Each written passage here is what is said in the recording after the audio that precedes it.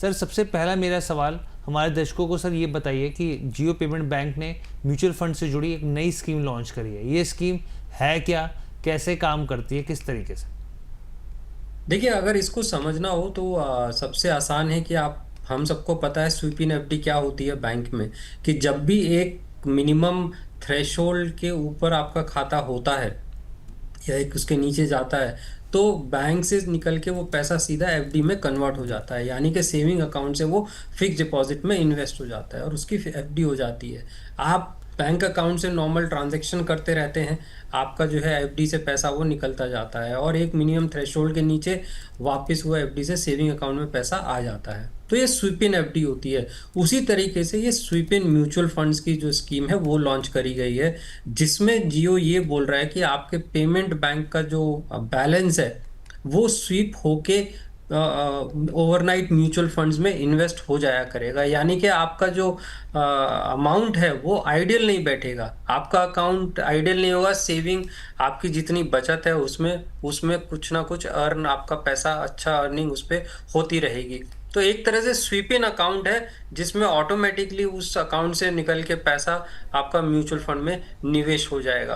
कैसे वर्क करेगा, क्या आपको अप्रूवल की जरूरत पड़ेगी, ये सब अभी आगे आके हमें पता लगेगा किस तरीके से ये स्कीम लॉन्च होगी। लेकिन जो इसको अगर हम आसान भाषा में समझें तो एक स्वीप इन एफडी जो होती है उसी की तरह ये वर्क करेगा कि आपके अकाउंट से पैसा निकल के सीधा ओवरनाइट म्यूचुअल फंड्स में निवेश हो जाया करेगा।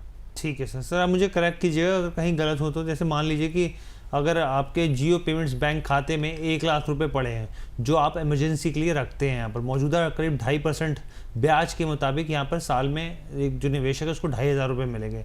वहीं सेविंग प्रो जिसकी बात करें 5.5% के हिसाब से अगर मान के चलें तो ये 5,500 रुपये यहाँ पे मिलते हुए दिखेंगे। यानी कि जियो पेमेंट बैंक के लिए इस तरह की रिपोर्ट्स हैं, कहा जा रहा है कि ये जो पैसा है वो ओवरनाइट म्यूचुअल फंड्स में लगाए जाएंगे और जो आपका पैसा है वो 5 से 6% रिटर्न देगा। यानी कि आप जहाँ पे देखिए जो करीब आपको मिले थे 2,500 रुपये, तो उसके यहाँ पे 5,500 यानी कि 3,000 रुपये जो है वो एक्स्ट्रा बनते हुए दिखेंगे। एम आई राइट सर?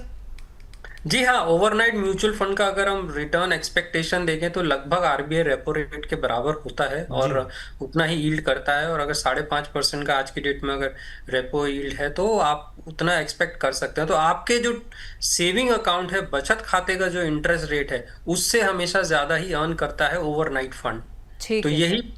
प्रोबेबिलिटी होगी कि आपका जो पैसा है उस पे आपको ज्यादा अर्निंग मिलेगा। ज़्यादा अर्निंग मिलेगा। एक बार देख लेते हैं कि जिन ओवरनाइट फंड्स की यहाँ बात हो रही है उन्होंने पिछले 1 साल में किस तरीके का परफॉर्मेंस दिया है। टॉप 5 ओवरनाइट फंड्स का अगर आपको रिटर्न दिखाएं पिछले 1 साल में कैसा रहा है तो देखिए, bank of India overnight fund ने 6.33% का अच्छा रिटर्न दिया है। एक्सिस ओवरनाइट फंड की बात करें 6.27%, टाटा ओवरनाइट फंड आता है इसके बाद 6.26% का अच्छा return, Nippon India overnight fund 6.25% का रिटर्न दिया है, बजाज फिनसर्व ओवरनाइट फंड ने भी 6.24% का रिटर्न दिया है। तो देखिए लगभग 6.5% के आसपास ही जो है रिटर्न रहा है, जो कि ऑब्वियसली सेविंग अकाउंट से ज्यादा है।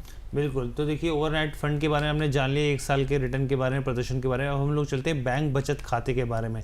यहाँ पर वो क्या स्थिति है, वहाँ पर किस तरीके का ब्याज दर है, वहाँ पर वो आपको बताते हैं। देखिए आपके सामने SBI करीब करीब 2.5%, bank of India 2.5%, ICICI bank की बात करें वो भी 2.5%, HDFC bank same, yes bank जो है थोड़ा सा आप देखिए 3% की दर पर आ गया।